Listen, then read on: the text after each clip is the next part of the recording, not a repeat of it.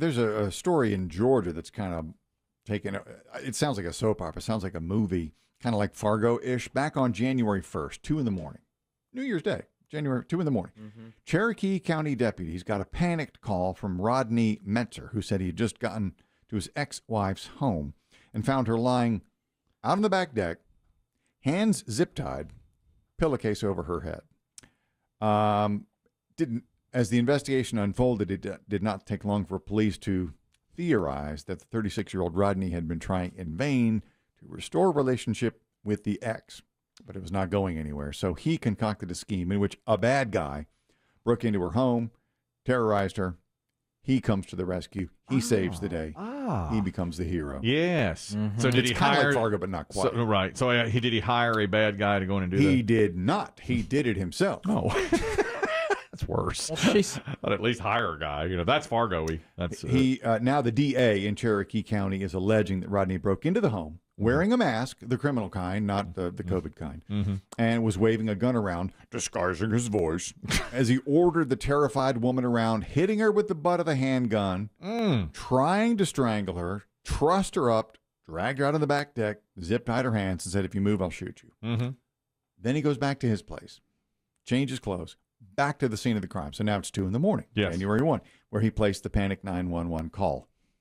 He was sloppy. The DA said he had a handgun in his apartment, extra zip ties there and in his car, and he was caught on camera at Lowe's buying zip ties that night. Well, you don't get away with it. But do you think, did she know it was him at any point? That's a good question. I don't know the answer to that. When he shows back up, does she think, "Oh, it's him, my hero"? Or the other way? Does she think, "Wait a minute, those are the same shoes"? But he changed. He did change. I thought you were going to say he came back the same thing. It's like, no, but sometimes people miss some things like a shoe. Well, you're right. That's true. But when I say he was sloppy, the police found a lot of things on his computer. Yeah. Things like Google searches, like how long before a person starves to death. How long does it take to choke a person unconscious? And my favorite, how to change the sound of your voice. Look, we've all Googled those. He's done it all, man. Stupid. So that's a good question, Kelly. I don't know the answer to that. Would she? I bet in her if panic she suspected. I bet you that she was so panicked she would not know.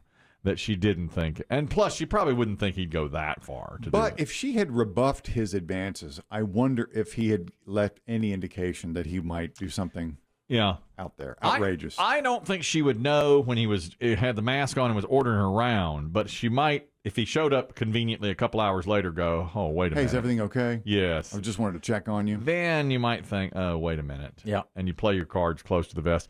Also, if you're going to do something like that, how many stories have we heard where whoever does something like that, they check the computer and he's Googled, how to buy zip ties? Of course. If you wanted to do that, how do you get rid of that trail? Is there any way there's no way to get it off your hard drive entirely, is there? No. I mean, if cops suspected you, they're going to find out, right? Yeah, they may not find it that night, but when they take the computer, the hard drive itself, and take it back over to the lab for the boys to look at, that's where they'll find it. So there's no way to permanently to Google how to change my voice and then make it so no one can ever find out you Googled that. I don't think you can erase it off a hard drive. My understanding is you can't get rid of it. There's no way. Permanently. Unless you get rid of the computer and hide it somewhere or destroy it. Destroy the chip or whatever. Right. I've destroyed a computer. I know you have. It was an early computer. Pornography. Yeah, because my parents wanted to donate it to the local library, and I even then knew that what I had seen and done had been on that hard drive. So I said, nope, I want it. And I took it and beat it with a hammer behind a grocery store. Like in Office Space. Yeah, and threw it into the dumpster. Even still, I bet they could have gotten all the stuff off the hard drive. Absolutely. The cops could have. That's interesting. You can't get away with that kind of crime. I just don't think you can. Incidentally, that guy earlier who was the hero, he sort of we had this story an hour ago. He was a bass player in a band. And suspected somebody there was in a tussle with somebody else, and I'm going to watch this. He was finger gunning the crowd. Finger gunned the crowd, and then when he got in a fight, he was too calm about it. He thought, this guy's going to pull out a gun. He watched him. I'm always in crowds, like looking around. Are you? Constantly. Is that right? Yes, I will take like Terminator Eye. Yes. When was the last time you were in a crowd? Been a long time. What do you look for? Shaky. just shaky people. I mean, people I don't think look trustworthy. In fact, I'll make up backstories about a lot of people. I'll look at them and go, that's a guy I got to keep my eye on because of this or that, you know. And you're walking around with shoes that don't fit, pants that don't fit, half glasses, and shifty eyes. Yes. And what do you think they're thinking about you? is it possible? I bet they're making up stories too. Is it possible? Like if What do the kids call it? Sus? You're the most sus guy in the store. Yeah. Am I the most sus guy in the whole store? Well, because you're walking, you're yanking on your pants, your Always. shirts, Jimmy in your shirt, Always. adjusting your glasses. You're right about the glasses, too. I keep them on at all times now. Plus, with a mask on, they fog up. Yeah. But I always do. Like when I'm in Costco, I'll look around and be like, "This guy could be the one." You know, and I've always got a plan too. Yeah, I've always to like ram with your cart, or what do you do? Run? Yeah, run. Yeah. I'm looking. So you always keep.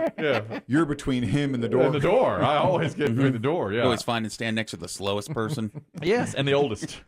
Trying to knock him out of the way. Glasses hanging off, pants falling down between his knees. Sacrifice. Yeah, I got to get rid of you. Right, exactly. So, but I always think of these stories like, what if this happens? What am I going to do? A lot of times in theaters too. I haven't been in a theater in a while, but I'll look around and be like, okay. Well, they usually have only 2 doors, right? Most movie Front and theaters. back. Yeah. I think, how do you get out? Where do you get out? Where do you go? I mean, sadly, you have to these days. Sometimes maybe if you're lucky, there's an outer door that has an exit on it that goes to the outside. But yes, those are more and more rare. Down front, sometimes usually it's down to the front now. That's where you go. That's right.